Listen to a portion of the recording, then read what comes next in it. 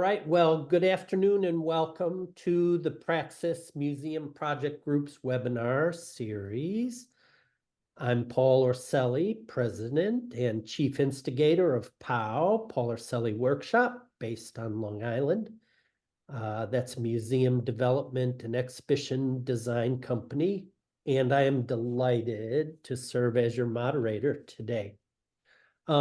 Praxis is a museum professionals network whose members are seasoned professionals working at the top of our industry.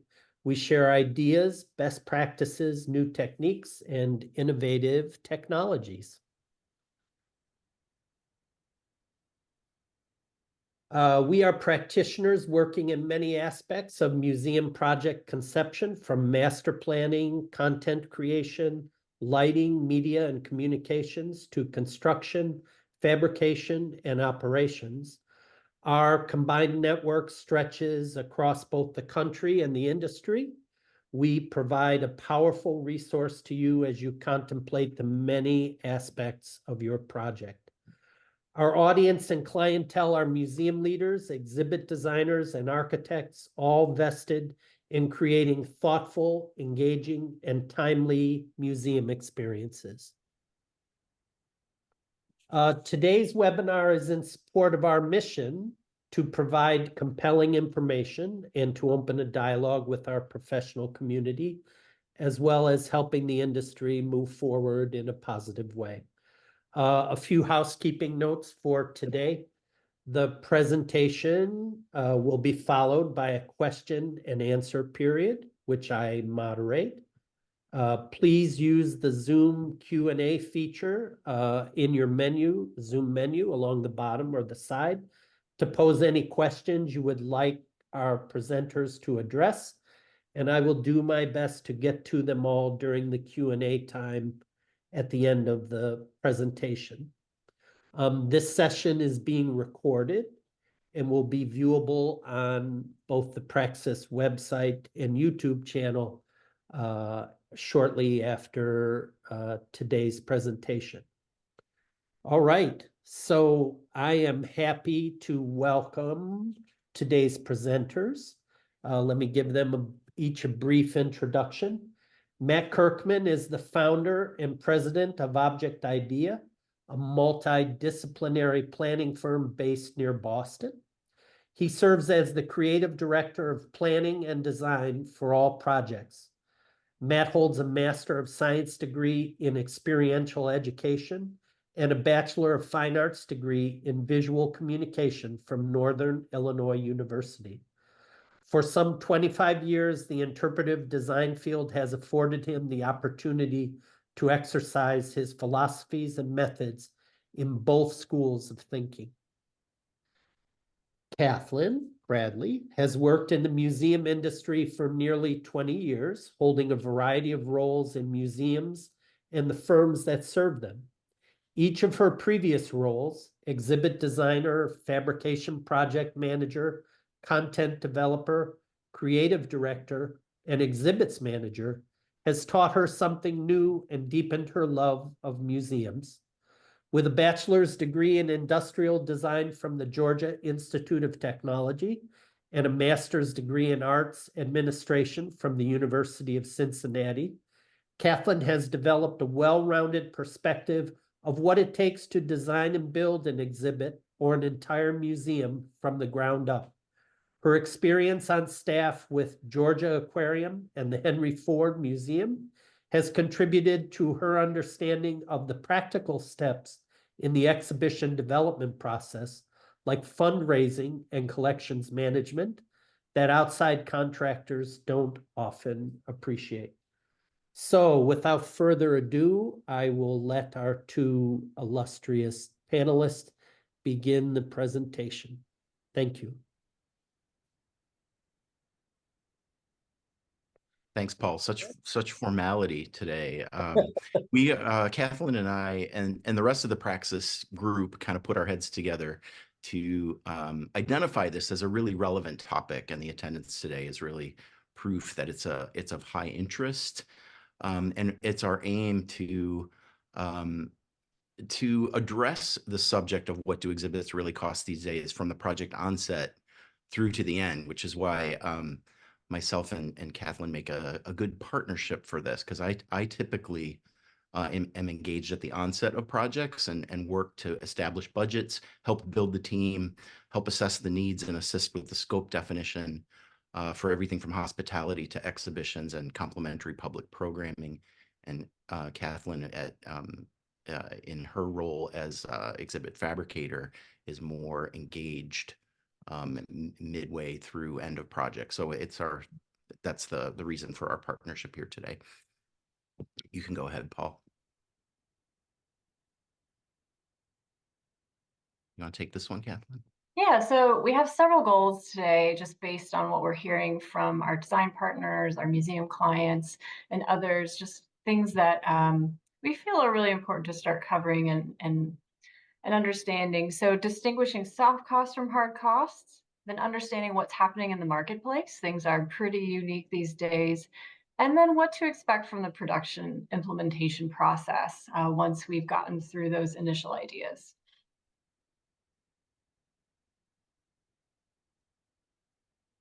Go ahead. So I want to start out by just acknowledging that this is a complicated conversation, but also acknowledge that we know that our audience here today is also quite complicated. We have designers that are listening. We have museum staff that are listening. We have very emerging professionals who are new to our industry, who are very curious about this topic, and we have long haulers who have been thinking about this for years and years and years and are bringing expertise to the table. So I just want to acknowledge that and just mention that Cathlin and our language today is aimed at a very wide range of experience levels and perspectives. And it is our intention to engage all of you, and we're reserving quite a bit of time at the end to involve you in the dialogue. So I just want to open up the conversation by saying, why is this so complicated? Number one is the references to exhibition costs are controversial. If you Google what do exhibits costs, there are figures that are broad ranging and many are 10 years old or more. I always like to think of exhibition design as a process and a product, and therefore there are a variety of costs one needs to consider to arrive at an all-in or comprehensive exhibition cost. The second bullet there, our industry is routinely changing. Design offices are moving virtual, exhibition evaluation and prototyping is less optional than it used to be. New planning techniques, including artificial intelligence, are at play. New visitor engagement techniques premiere with regularity. The material costs for anything from wood to glass to metal fluctuate widely and mostly increase over time. So it's very difficult to declare routine, hard, fast rules to exhibition costs. And then finally, the last bullet there, exhibition planning trends. The exhibit planning and design process itself is challenging and changing.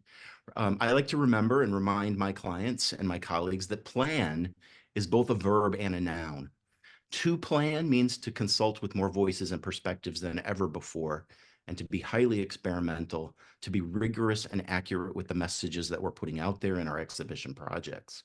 Planning has become more complex in my career. And then the noun aspect of plan, the plan must include diverse strategies to entertain and educate our very diverse audiences. Exhibition plans are more custom and more complex than in my experience. The exhibition medium is most often much more than graphics and objects. Things like talkback stations, live feed data, handheld complements on personal devices, to name just a few, these things that were not really popular not so long ago. So one helpful conversation to have is about budgets versus costs. Next slide, Paul.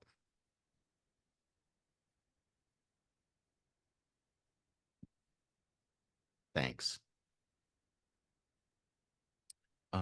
I often use a domestic example like this, a context project, to help people understand what a what a project budget versus a cost is. So here, if in the context of remodeling a kitchen, a budget might be something you declare that you have at the beginning of a project. It's basically a sack of money.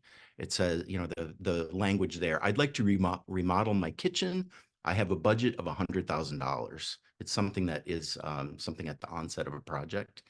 And then soft costs are squishy things like professional fees, the work of consultants. And just one bit of advice for museum people, you'll have to have a conversation about whether your staff time dedicated to the project will be part of your budget. We often see that a museum team has not anticipated the collaborative planning time that designers need. So in a soft cost conversation for the home remodeling, you might say, I want to go to New York and see the home improvement show or get some ideas. And oh, by the way, I'll need an interior architect. Hard costs are things that you can knock on. Things like stainless steel appliances, the solid surface countertops, the hardwood cabinets, the sink basin that you desire highly. These are the material things like the list you see here. Hard costs can also include the services to install lighting, compose graphic layouts, draft exhibition text, etc. So be sure to have the conversation about what your projects deems to be services versus products. That is soft costs versus hard costs. We're going to look at this again next slide in the context of a museum project. So here illuminated are what you might say if you were a museum establishing a budget. We have $3 million for a new exhibition. The soft costs might include the services to contract a design firm.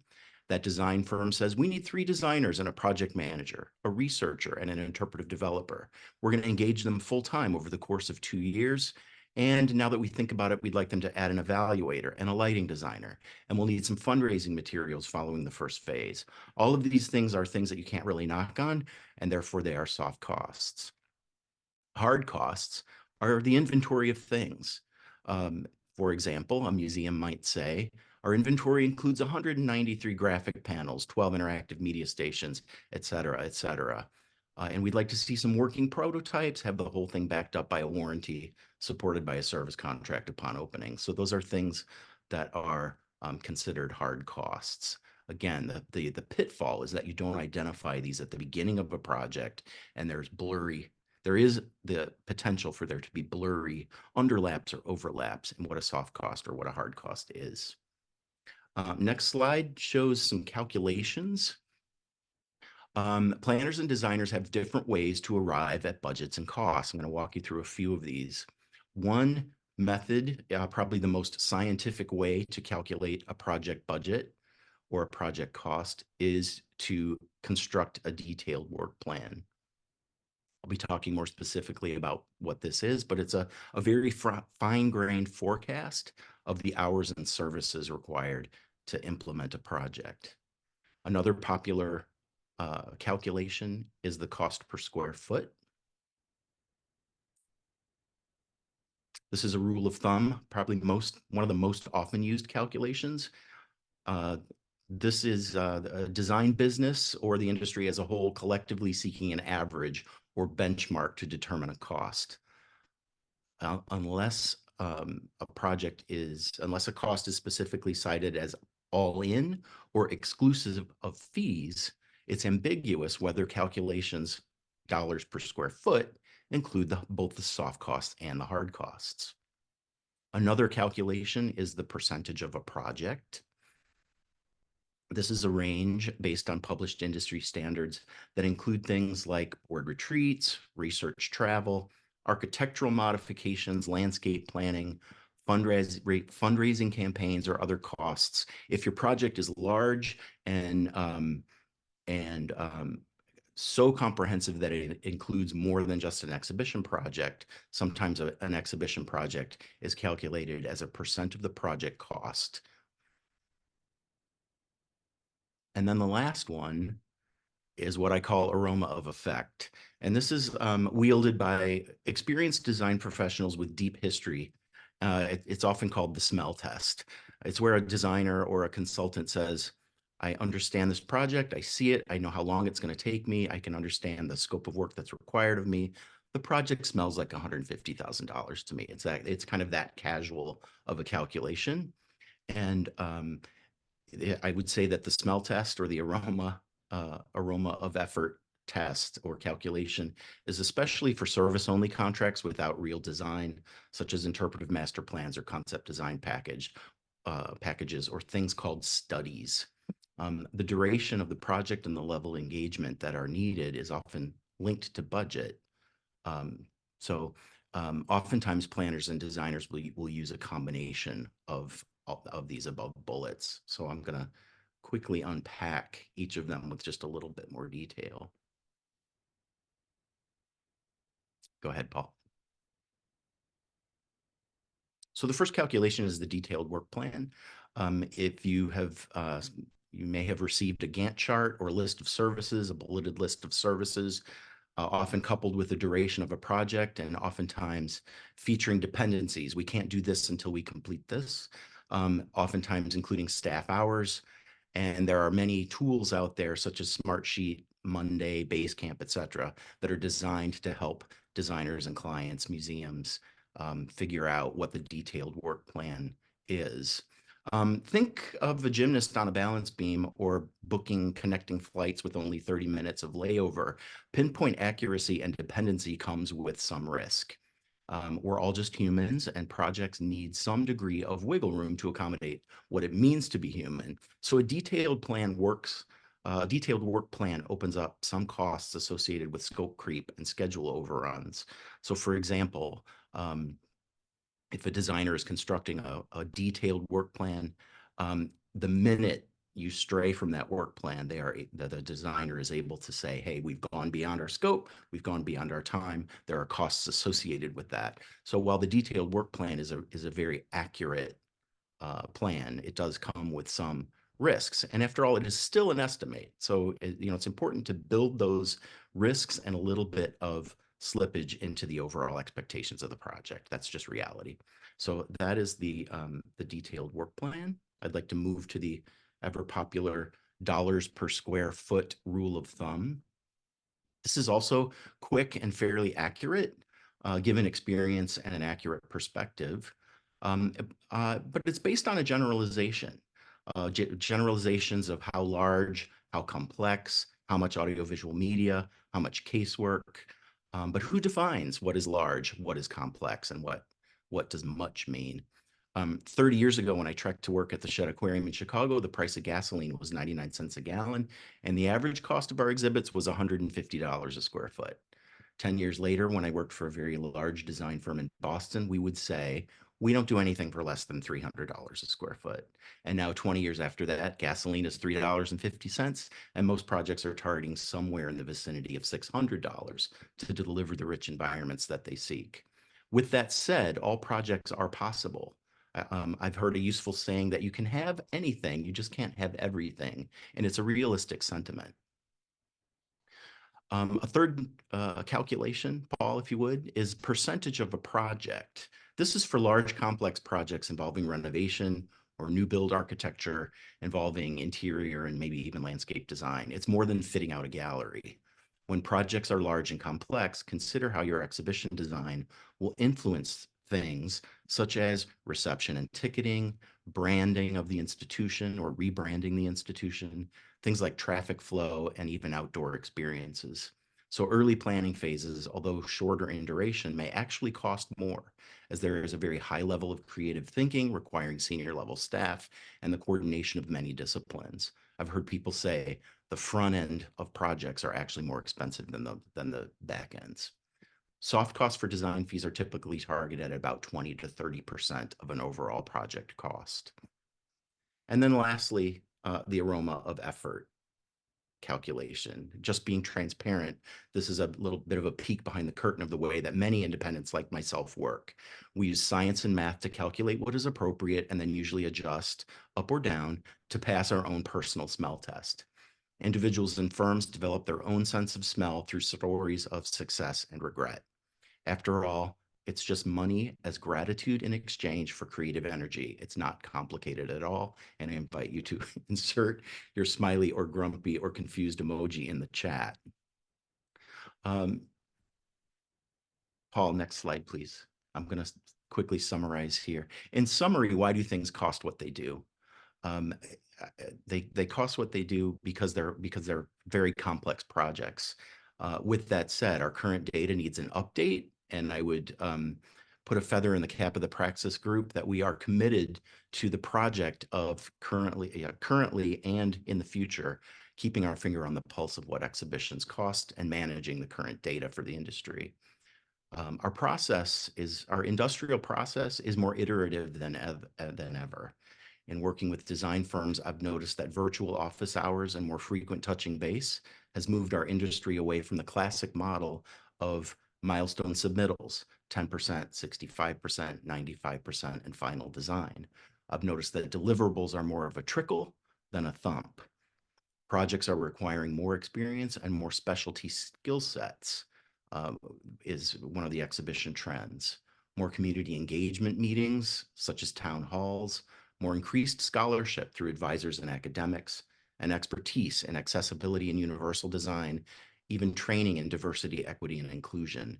In short, more professional process. So these considerations are yours to explore as projects are budgeted.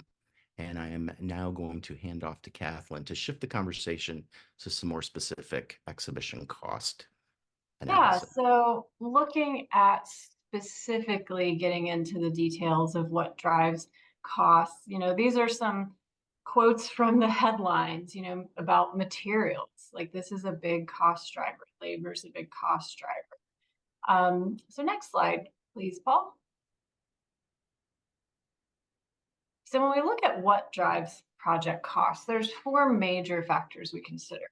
So on the hard cost side, materials, labor, energy, marketplace conditions, and then labor and those same marketplace conditions affect the soft costs. Project complexity is another really important thing that drives project costs.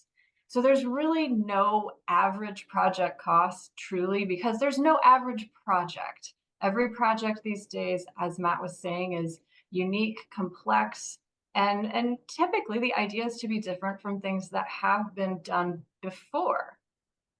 So the cost range is huge. Back in 2019, Praxis did another webinar looking at, overall hard and soft costs for projects. And at that point, based on the data we had from projects that our team had worked on, we found that the average cost per square foot was about $650. Given that's average, not necessarily the median cost, but the average where we may have outliers on both the high and low ends that have to be accounted for. So low-end projects at that time were closer to about $250 a square foot. These may have been, highly graphical projects, limited casework, few or no interactives. Versus the high end of costs was more like $1,000, $1,200 a square foot. These projects were much more immersive, more scenic treatment, more digital media or hands-on mechanical interactive activities, as well as casework and artifacts. So there's just such a huge range that we have to be really careful to get a number in our heads, but be consulting experts to understand the unique challenges and costs for each project.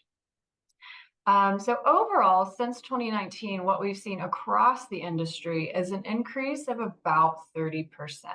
So that was, huge spikes in the beginning after COVID, and things are slowly leveling out. But today in 2024, we're at about 30% above the 2019 costs for a typical project.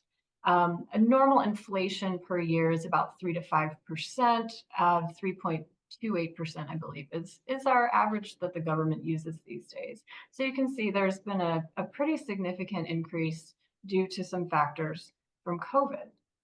So just taking note that, all costs have gone up and some do continue to rise. Others have gradually decreased from COVID. So we'll take a look in the next slides at typical inflation and escalation, what that means. But first, dispel the myth that costs are going to go back to pre-COVID. So that's something that we need to just dispel. That's not happening, just based on, inflation and demand. That's unlikely unless there's some catastrophic event or similar fallout like 2008. where there was actually still industry inflation. So one of the other things that I mentioned, in addition to the factors most of you already had on your minds of the materials, labor, energy, is marketplace conditions. We're in a little bit of a funny spot these days because we have a lot of projects that are still in process that began before or during COVID. And that's because there have been a lot of delays with building construction. There have been delays for various reasons related to COVID, supply chain, labor, whatnot. We still have new projects coming in at a typical rate. And so right now, those projects are overlapping. It's almost a tectonic effect. So we're seeing right now, like current project costs are pretty high. We do anticipate, though, as those pre-COVID projects are completed, those wrap up, hopefully we'll see a bit of a leveling out of costs, and especially just looking at how busy people are. So next slide, please. So then looking at inflation versus escalation, we're in, again, a funny place. Inflation is defined as an economy-wide increase in an average price level. So this is like an annual cost of living increase that we see, pretty much most years. Versus escalation, which is the thing that we've seen since 2019, since the end of 2019, March of 2020. And this reflects changes of specific goods and services based on other influencing factors. So for instance, a sudden scarcity, if there's a hurricane that hits one of the major pine farms or all the major pine farms in Georgia, we're going to see an escalation of cost of pine and pine products. We can see both inflation and escalation at the same time. And the past 4 years, we've seen both. So let's look at the data. Paul, can we see the next slide? So on the left, this is the inflation that we've recorded since 2020. So you can see it's gone up and down a bit. But then looking at the escalation, we're seeing on just one specific product. I think you got to click it to make that appear, Paul. Thank you, sir. Just between 2020 and 2021 was 31.5%. So you can see this is atypical. However, this has set a precedent for manufacturing and it's impacted our industry heavily. So let's take a look at the next slide. So then looking at the most common materials used in exhibit fabrication, we can see between 2020 and 2024, while there has been up and down between, we're still pretty high for all products. Let's take a look at the next slide, where we can see the actual increase for these products, and then the typical increase we would see based on inflation. So the numbers in red are the ones that are still extremely high, like much more than we would anticipate based on typical inflation over 4 years' time. Then there are some that are closer. So those are starting to level out. Let's take a look at the next slide. So you can see here, this is what's been happening in the industry with these products. Just again, to dispel the rumor that we're going to be back to pre-COVID prices. Again, some have started to level out, but others are actually still increasing. We're still seeing significant increases for plastic products, and especially hardware, given that most hardware is produced overseas. So those items, plastics being petroleum products and hardware being produced overseas, are a bit more volatile than other products. So we can take a look at the next slide. So looking specifically at just Sintra, the yellow line depicts what we've actually seen over the past 4 years versus the gray line that's showing, had COVID not happened, when would inflation typically have landed us at this price? So that's a lot of nitty-gritty data. But let's move on to the next slide. So what are some key takeaways about costs? So, in addition to the materials that we looked at and the reality that it doesn't look like materials are probably going to end up back at pre-COVID prices, we also need to consider labor in our prices. Labor costs have increased across the board. and they're not going back down. This is for a couple of different reasons. So during COVID, across the industry and the suppliers, thinking about the manufacturers producing products that are to be used in the fabrication of exhibits, there were a lot of layoffs. So there was a slowdown in supply chain that drove up costs. And then when people started going back to work, it was more expensive to rehire people. We're also busier these days. So hiring new staff, there are a lot of job opportunities out there, and the marketplace is very, very competitive. So whether it's a design firm, a fabricator, a media producer, labor costs are on the rise. Again, material costs are still higher than they would be. And then we need to look at energy. So shipping costs are still very high. This does fluctuate with oil prices, but shipping costs we've seen still to be on the rise since COVID. Another factor to consider is project delays and those costing money. So when you're thinking about budgeting for a project, it's important to think about the full duration that project may take. So if your project is going to take over 5 years, it's worth thinking about every year adding inflation. So when you're looking at what is your fabrication budget 5 years from now, consider adding inflation. Consider talking to your fabricator or your exhibit design partner or your exhibit planning partner about what they anticipate should be added for inflation, so you don't start out behind before you ever begin the design process. But project delays cost money. Anytime there's a delay to a project, what happens is people have to stay on the project longer. That's more labor hours. That keeps people from being able to move on to other projects. So that costs money. And then finally, everyone is busy. Right now, I think we're playing a lot of catch up from the projects that were happening, pre and early COVID, and then still taking on other projects. So keeping in mind that while people are busy, project costs are typically driven up due to the need for overtime or hiring new employees to take on more work. So next slide, Paul. So the big question is, knowing what we know, how do we actually align project costs with the established budget? Like, this is the big question. How do we make those ideas become implementation and align to hit a target? So first, again, we've got to consider the timeline from concept to closeout.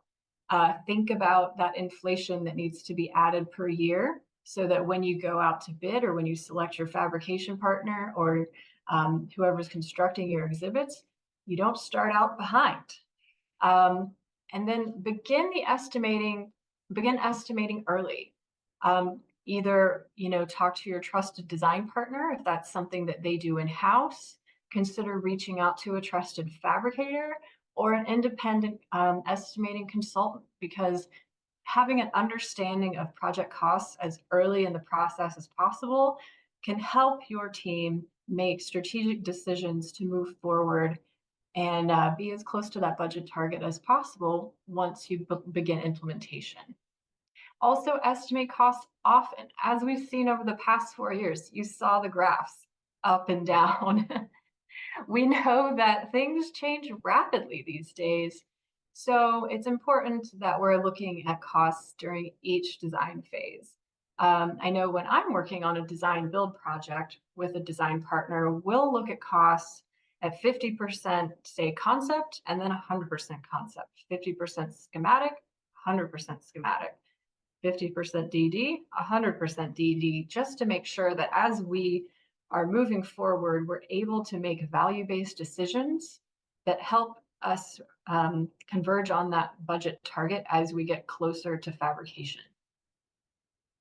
And then consider value engineering strategies at the end of each phase. So if we can identify any cost drivers that stand out, a client may say, well, I really don't want to spend this much on this item. How can we rethink it during those design phases, rather than getting to the end of DD, having a bid, everything's over budget, and then you have to cut and or redesign, which also costs time and money. And then finally, avoiding technology for the sake of technology.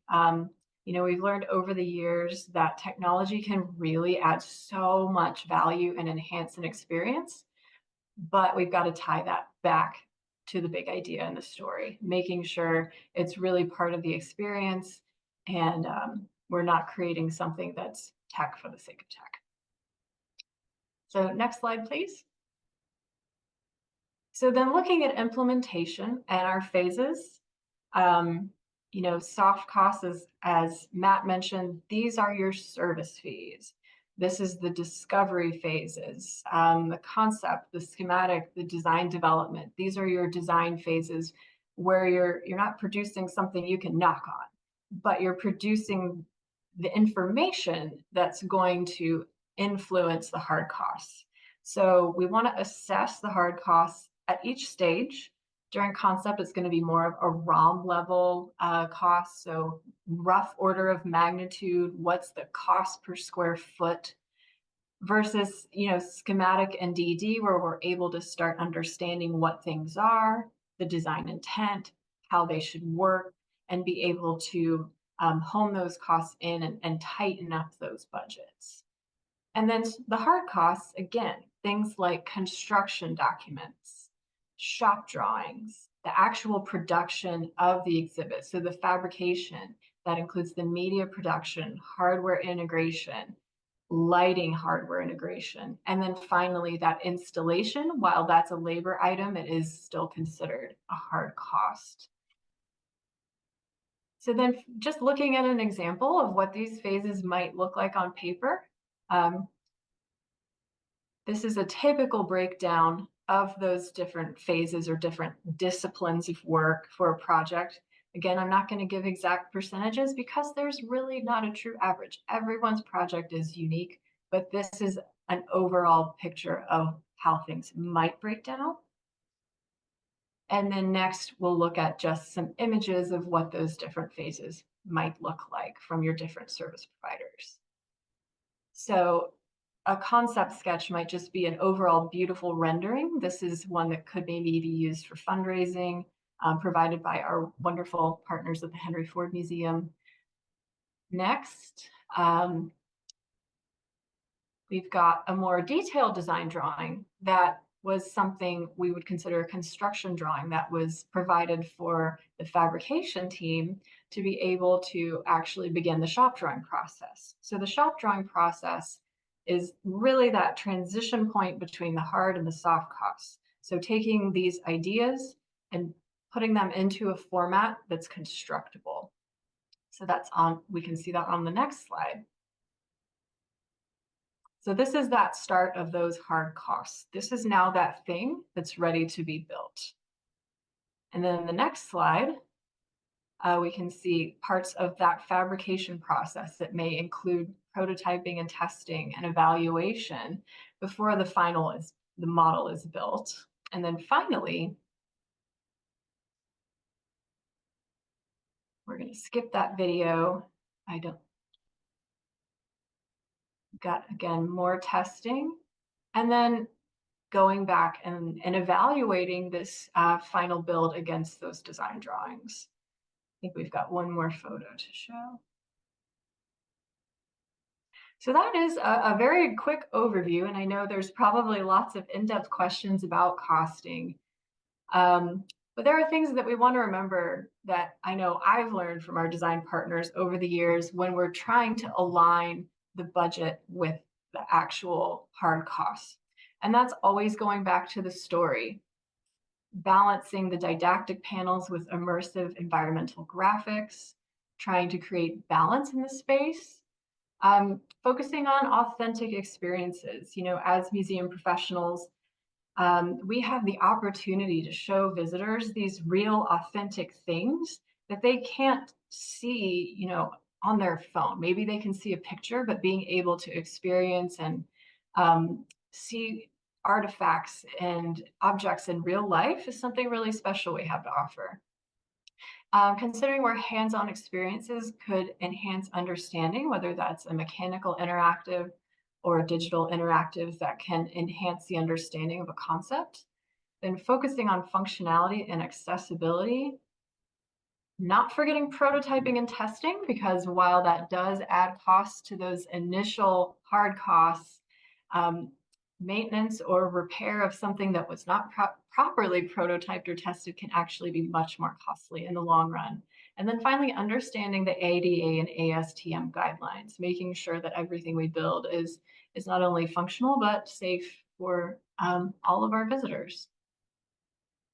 So I think at this point, we were going to take some questions. And I see we have a few already. Oh, there we go. All right, thanks very much, Matt and Cathlin.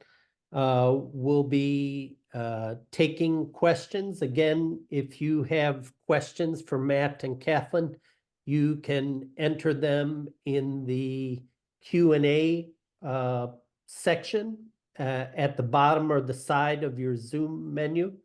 So Matt and Cathlin, I'll just go through these questions sequentially. Is the $600 square foot figure you mentioned as a sort of ballpark average, does that figure include both hard and soft costs? So first thing we need to say is that was a 2019 cost. So that's $650 a square foot was an average based on data that Praxis had available in 2019. So that was a hard cost figure. That being said, exhibits have a wide range of hard and soft costs, and that depends on the different parameters, the project goals, how the museum team will be serving on the project, if they're providing content, if they're providing their own in-house mount making. There are a lot of factors involved. So Matt, do you want to talk a little bit about that as well? I would just add that for those design professionals who are in the audience here, we go through this process again and again and again, and we gain experience. Oftentimes our clients have never gone through the process before. So we absolutely have to do them the favor of walking them through this kind of nuance.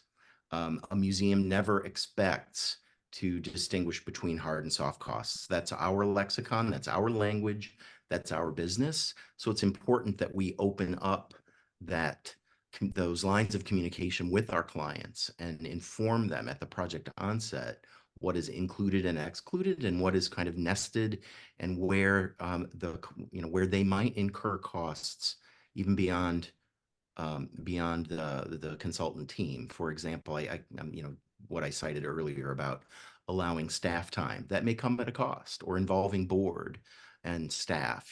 Sometimes it's important for a museum to send its staff to a conference or travel. There's all kinds of things that, if not anticipated, become surprises, and nobody really wants costly surprises. So through our depth of experience as consultants, we have to open up those conversations, share those stories from the past, and say, this is something you really need to consider, so that the soft costs and the hard costs are really not theirs to think about. They are. I have found that museum clients like to think in terms of overall project cost. So you both touched on this a little bit, but this question says, do soft costs include salaried staff time? I'm going to leave that one to Matt because I'm a hard cost girl. It depends who's monitoring those soft costs, quite frankly. If the museum project, sometimes museums just absorb those costs. They say, my salaried employees are going to participate in this project. They're going to attend these meetings. Part of their job as salaried employees is to work on this project. That's probably the most often model that we see. But that said, there are clients that I have worked with where it is not the norm for them to be working on an exhibition project. So they need to actually carve out the time and maybe carve out some additional expenses for their staff. And those, I guess you could call those a distinct soft cost, but it's just up to the project team, including the museum and its consultant design team, to just put everything out on the table to avoid those surprises. Well, here's a question that Cathlin, both you and Matt might be interested in weighing in on. It's sort of a statement and a question, which is, I find that clients are expecting more for less. How do you navigate this? Yeah, absolutely. This is not, I saw it in Canada, not just in Canada, and definitely tricky. I think part of that is that, we're still thinking of those pre-COVID prices in our minds, which is honestly why we wanted to focus on the data for this call, is looking at like, where are we really, just even with materials. I think again, it feels like there's the whisperings of, oh, we're going to be back at pre-COVID prices. And I don't think people are realizing that that's not happening. As far as what to do about it, I think it's just communication, making sure it's really clear what the costs are and what those costs are covering. I have had rather I've had rather uncomfortable conversations, around the idea of expecting more for less, and I'm not shy about that. There is a perceived permission to kind of bargain for design. Designers are just like dentists and doctors and other professional services that have gone to school for their training and have mastered their art through experience time and time again, and that comes at a cost. So you wouldn't, I advise my clients, you wouldn't bargain with your dentist. I mean, maybe you do. Maybe you do. Might. I guess, maybe you do, but it's just something, you want to reward your team for the work that they do. That said, designers are very, very skilled at negotiating their services. And sometimes we do make adjustments to our fees in order to accommodate clients' needs. We absolutely do. There was a recent survey done here in New England through the New England Museum Association with independent museum professionals. And one of the questions on the survey was, when do you discount your rates? And there were reasons why designers were willing to discount their rates and give more for less. And they are things like joy, ease of project, if it's a project in your own backyard. So there are reasons why you might get more for less, but it's not something that we should strive to support, in my humble opinion. So I'm gonna push you both at the behest of people asking questions, because Cathlin, We're running out of time, aren't we? Yeah, no, that's all right, but we've got enough time for me to push you on this and for some other questions too, which is, Cathlin was quick to mention that the $600 per square foot average was based on data from sort of right before COVID, 2019, 2020. Of course, people in the audience and of course our clients want to know what the sort of working averages are. And I know that's a difficult question and a nuanced question, but nevertheless, I'd like to put that to you. Just as a representative question from the audience, do we not, I believe the cost per square foot for exhibits in 2021 was around 600 to 690 presented by this group. Do we just not have enough data to update since? Yeah, that's a great question, Paul. And I would say, yes, that's correct. We don't have enough data with, I mean, again, you saw the charts of how individual materials are going up and down. over the past few years that I don't know that we have enough data and consistent data of projects that are closed out, that were bid and completed when I would say we are in a post-COVID state. So that's why we're in a little bit of a place where I'm saying, you know, right now today, we're about 30% higher than we were in 2019, because that's where we are today. Tomorrow may be a different story. In 2022, we were probably 40% higher than we were in 2019. So things are definitely up and down. I would say price range wise, again, looking back at our 2019 data, we were somewhere between $250 and $1,000 a square foot. Add 30%. So a project that we could accomplish for $250 per square foot bid in 2019 is now 30% higher. So that's how we can look at it today. But again, I think it's critical to make sure people are going through the due diligence to actually talk to industry professionals to get estimates.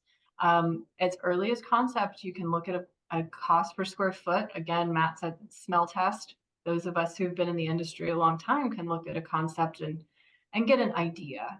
But I think we hopefully, once things calm down, we see more leveling out, we'll be able to actually collect that data to offer what would be an accurate cost per square foot. But again, at this point, because of the volatility over the past 4 years, I just don't think it's wise to throw out a solid number, but just encourage people to do their research and talk to experts.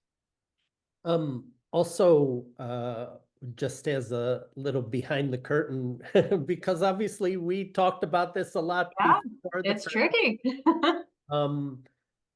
You know, obviously you want clients to be realistic, but sometimes, let's face it, a particular client has a lower budget and we still want to work with them. It's not like 100%. it's not like even if you had the definitive data-driven average, that there aren't people below and above that average that you can still do great projects with. So Absolutely. That's why there's such a huge range, as projects can be so different. And I think it's aligning the budget with the project and not just throwing out an arbitrary number, but what does that team actually need? What is that museum?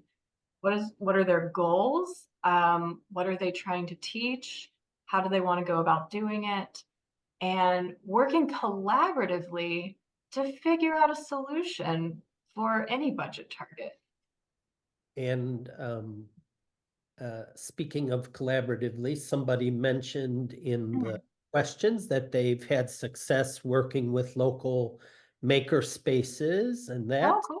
So, you know, there might be, you can always be creative and sometimes lower budgets. Yeah. To be more creative. So that might be it. There were several questions. If you would like to touch on the difference, if any, between pricing and how you determine pricing between permanent, so-called permanent in-house exhibitions and traveling exhibitions. Oh, yeah, that's a good question. So for us, for the fabrication side, it is actually more expensive to produce a traveling exhibit. That's for a few reasons. So with permanent exhibitions, you're building something to stay in a specific place, in a specific building, and function in a very specific way for, 7 to 10 plus years. For a traveling exhibition, you have first a lot more wear and tear that has to be accounted for. It has to actually be drawn in the shop drawing phase and built differently. So we have to draw it and build it so exhibits can be disassembled, packed into crates, and shipped. So there's actually more that goes into a traveling exhibit and making it essentially like a puzzle that goes, comes apart and goes back together 3 or 4 times a year. And the wear and tear that goes along with it. So we have to have extra attention for durability. We also have to think about refurbishment and the cost of that. Typically, when I've worked on traveling exhibits, we refurbish about every 5 years. So counting that in the initial or operations budget for that traveler is an important consideration, making sure that it's coming back to the shop things are being fixed, repaired, replaced as needed. Paul, did that answer the question? I would say I don't have an exact figure on the cost, but there's also the cost of creating. But typically, yeah, you'd be surprised, but travelers per square foot are typically more expensive. So there were several questions related to, again, these rules of thumbs and cost averages and data related to both digital and immersive environments, or including more or less digital or immersive elements. Digital immersive and digital immersive. It's digital and digital. Matt, do you want Digital, to- comma, immersive, comma, and digital immersive. There you are. And sorry, No, what's the question? I know. I didn't know if that was your answer. So I think No. the questions were, again, how do these rules of thumb relate to digital and immersive, or you know, how do you factor in the inclusion or the client's interest in digital and immersive elements into cost? Yeah. Well, Matt, do you want to talk about the planning process, and then I can Yeah, talk about the implementation? I can kick that off. That, you know, when a project is in, say, concept or schematic design, and we start to inventory those kinds of experiences, you know, we say, here we're going to take people through the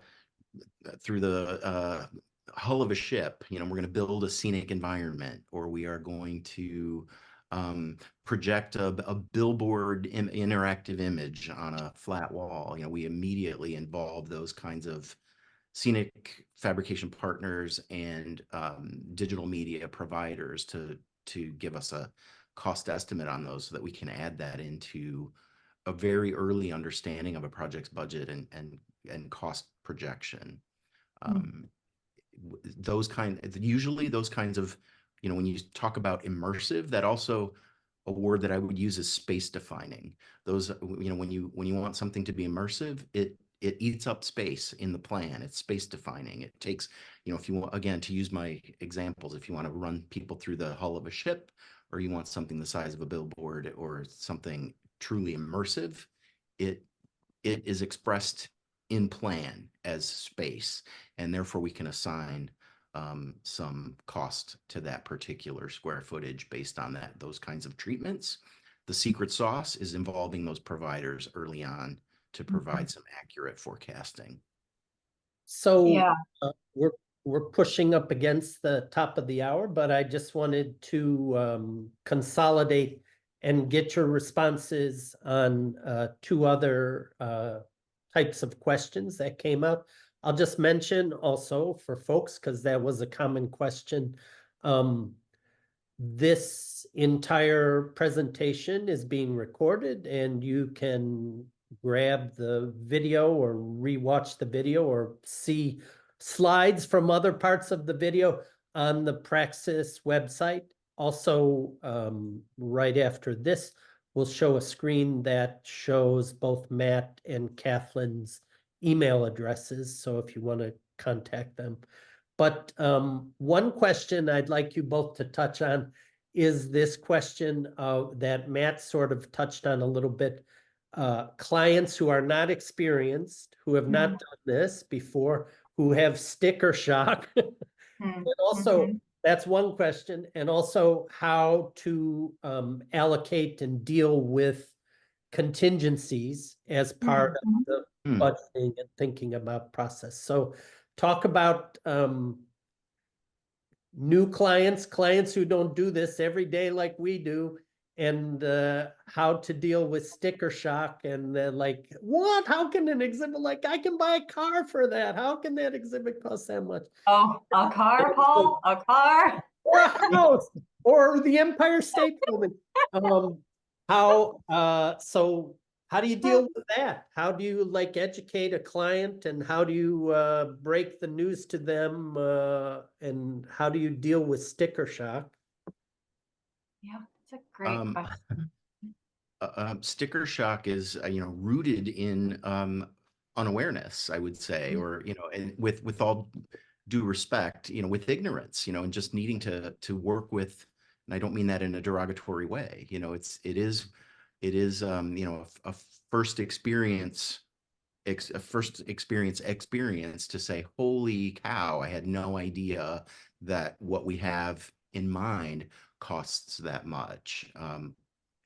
And sticker shock, goes both ways. Sometimes there's a pleasant surprise that, what they want is affordable. So, it does happen. But I think it's just all in the education of the client's expectations. Yeah, I think it's getting out there, and we've got to put education out there so people do know what to think about. But also, I think as professionals in this industry, having an attitude of like, let's figure it out. Yeah. So I know we work with a lot of emerging museums, especially emerging children's museums, and they are community groups who don't have huge budgets. But you know what? Their projects are important and awesome and do so much for these communities. So I think it's our job as exhibit professionals to come alongside our partners and help figure out how to make it happen. So, the idea of like, oh, well, there's a local makerspace. Let's engage them in the process. How can we engage? We're working on a project where there's a university locally and we need some film done. Oh, great. There's a whole university full of film students. Let's engage them. And thinking creatively about how we can meet clients' needs at a variety of budgets. I think it's about open communication. It's about also about prioritization. yeah, Kath. prioritization, compromise, and really being a team and collaborating. Yeah.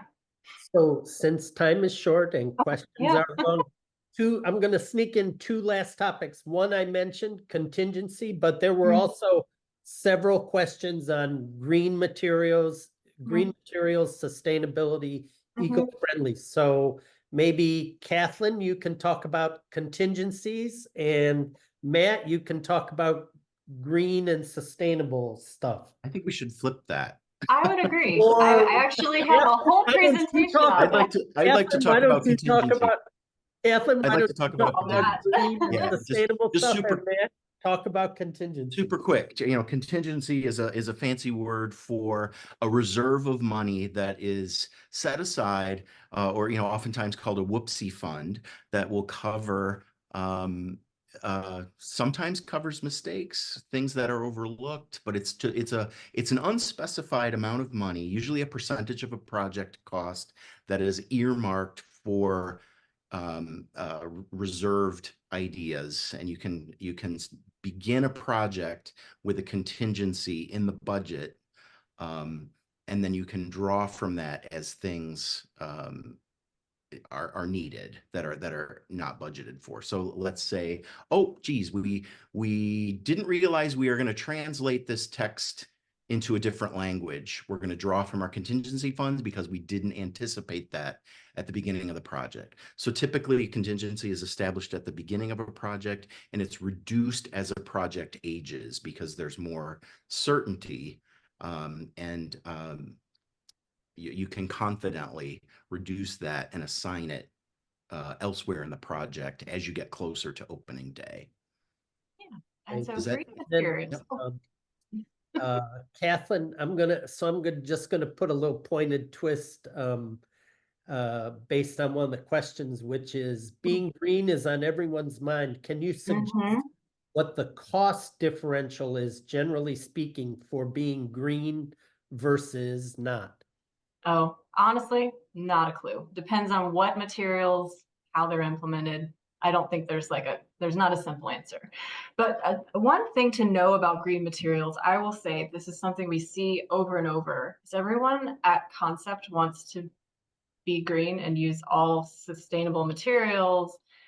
And by DD, they're value engineered out. This is a problem.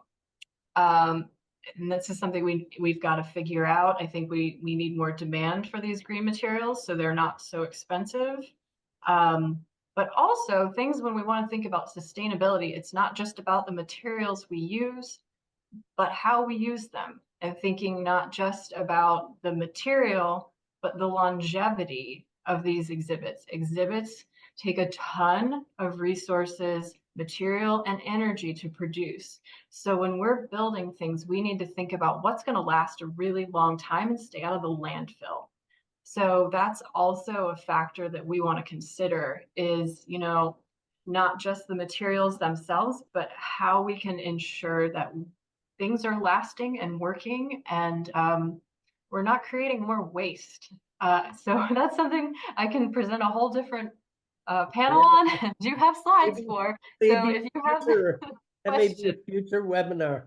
future Well, webinar, reach out to me. speaking of which, we like to thank Cathlin and Matt, and especially thanks to all the people who tuned in for this webinar. Stay tuned for our next webinar announcement from Praxis. I'd just like to mention too, if you are planning to attend the upcoming Building Museums Conference in Philadelphia, a number of Praxis folks will be there at the Building Museums Conference, so look out for them. And you can find out more about Praxis by going to our website, www.praxisexhibits.com. That's where you can find videos, previous videos, webinars, articles, information about Praxis, and that's where you will be able to shortly in the next couple of days find the recording of this webinar and be able to see the slides and all of that. If you have specific questions for any of us, there's the email addresses. And again, obviously, this is a topic that is of great interest. This is one of the most highly registered webinars we've had. So again, thank you, Cathlin and Matt, for walking us through the nuances of what do exhibits really cost. Thanks, everybody. Thank you. See you all at Building Museums.